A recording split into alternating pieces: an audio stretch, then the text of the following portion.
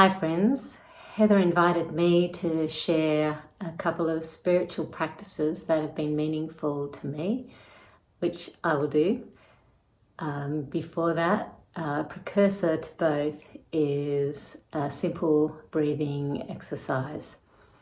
A caveat that for those of you who have breathing issues or difficulties is to really focus on the intentionality and not necessarily the timing. So this, you could think about it as 4, 7, 8. You can set a timer if that's your kind of practice to reflect on how many breaths you take in a minute. But essentially, it is breathing in for 4 seconds, count to 4, hold for 7, and breathe out for 8. And that's it, essentially taking a deep breath. And I think as you do that, you'll find it takes a while to actually slow down your breathing or to breathe more intentionally. So that's the precursor to pretty much all spiritual practices that have become meaningful to me. This first technique I call Wordless Prayer. The context for it, I think I may have heard a Rob Bell podcast some years ago. If someone can find the reference, I would love to be able to share that.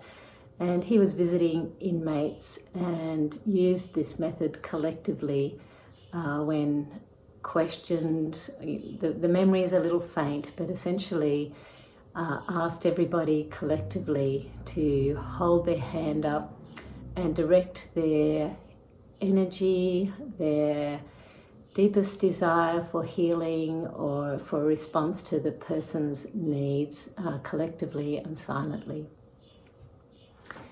When my younger brother, many of you, I shared this when we were meeting at Hamline, went through a stem cell transplant for multiple myeloma a few years back now. And I remember feeling so helpless, being so far away, and knowing he was in a lot of pain with an uncertain future. He currently is still in remission. Found that I would be sitting here in the US, knowing that he would be trying to sleep during the night, experiencing pain.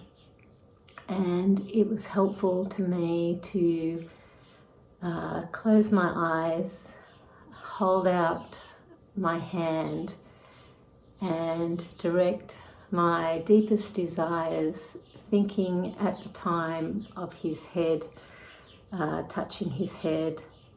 He suffers and still suffers peripheral neuropathy, so directing my hand to his hands and to his feet, and through my own body, directing my deepest desire that he have respite and that he have healing physically, spiritually, emotionally. And I found that to be just a practice that I continue. People come into your thoughts, and I'm sure this is the same for you. For whatever reason, whether it's a family member, a friend, a neighbour, whether someone's sharing with you something they're going through. And I think it's a method that I can use being someone who's more used to being active and reacting rather than being responsive and reflecting, that I can pause at any time and send all my deepest desires for healing towards that person. And I don't have any clue about how God might use that. It's been a helpful practice and continues to be a helpful practice for me.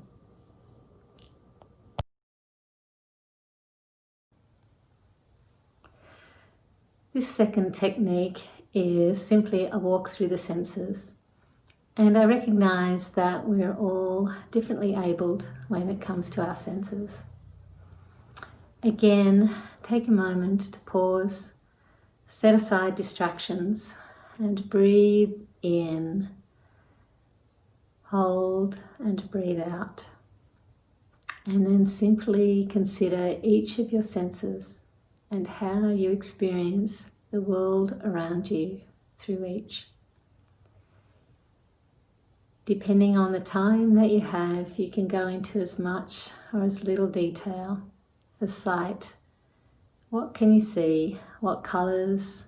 What shades of colours? What shapes? What sizes? The blue sky, the green plants, the variegated plants, the coloured blooms. What can you hear? For me, it's chickadees, sparrows, cardinals, nuthatches. If you're up at the lake, it may be the beautiful sound of a loon. Could be the sound of a lawnmower. What can you hear? Smell.